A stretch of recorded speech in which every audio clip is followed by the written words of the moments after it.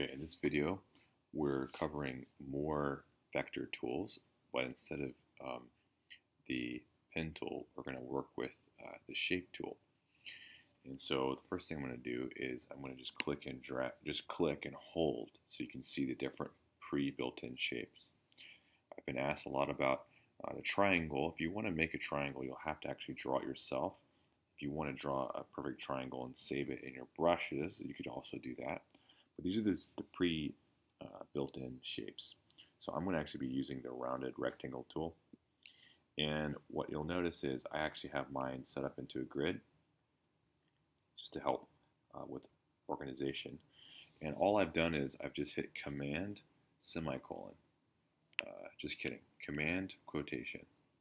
Or in your keyboard, it's going to be window quotation. I can hide the grid and show the grid. I could also go up here under View and go Show Grid or Hide Grid. So I'm going to just do the hotkey. And other thing I could do, if I wanted to really use the grid, I could go to, let me just start using the shape tool. So I'm going to click and drag and start just drawing some shapes here. Okay. Notice how when I draw these shapes, they can go any size really. There's not really a limitation. But let's say that I really wanted to keep things the same size and I wanted to pay attention to the grid here.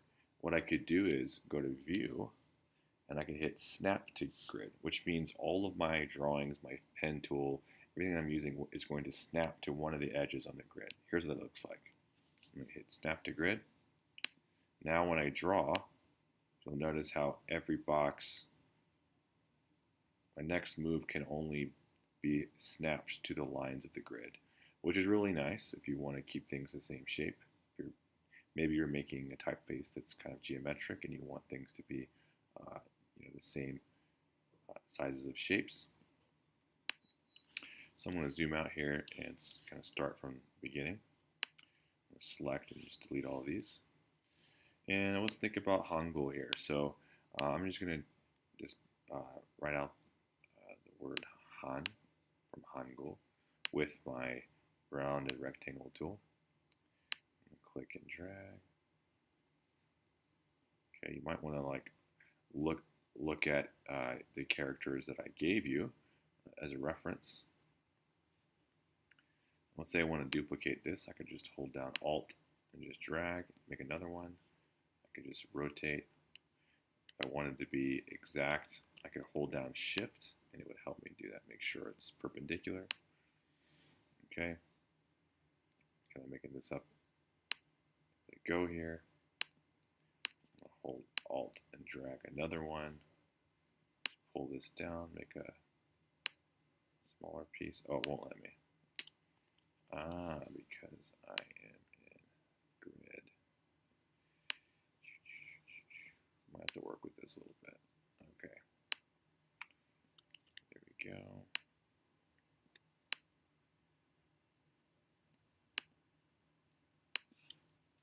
Let's bring that over here. So I'm starting to build multiple characters, and really you're probably only going to build one character at a time. But I'm just going to show you some other cool tricks you can use as you start to think about your design, how you want it to work. Right now I'm just exploring. This is probably more of an artistic exercise, if anything. And I'm going to bring this over just a little bit. So I have all my shapes for the most part, and maybe this isn't exactly what I want, but I have something for now. And right now they're all blue, but I want to show you how to use the gradient tool. This is something you might want to use. And right now all my shapes are separated. So I'm just going to click and just drag to select all of my shapes. Now we can see them all selected. I'm going to go over here to the gradient. I'm just going to click that, and it's going to give me an option here. Right now I have it in solid blue, and I'm just going to click the gradient tool. Notice that once I do that, it'll change everything to gradient. I clicked off my selection. You notice how every shape has the same gradient, and maybe I want to combine these together. Maybe each character, the vowels I want to put together, and then the consonants I keep. So I'm going to select both of these. I'm going to go over to my shape builder tool, which is also in the other tutorial. It's just so handy. I'm going to click on that. I'm just going to click and drag through all the shapes and make them complete. Okay, I want to do that to everything over here. All right, do this real quick. As you can see, just create these together. Notice how that changes the gradient a little bit. You may not like this style at all, and you may not even use a gradient tool, but it's something that you might need to know in the future. Who knows? So I have my gradients, and maybe I want to change the angle of the gradient. Right now, it's just giving me kind of a linear gradient. This is what it's giving me. So I'm going to select the this vowel, the ah, and I'm going to just maybe play around with the gradient slider. So you might want to do that just to see, like, as you change this slider, what happens to your gradient. You might also want to see what happens if you change it from a linear to radial. You'll see that's the center of the radius. Go back to linear. You can also go here to change degree. Right now we're at 0. If I change that, let's see, let's go to maybe -90.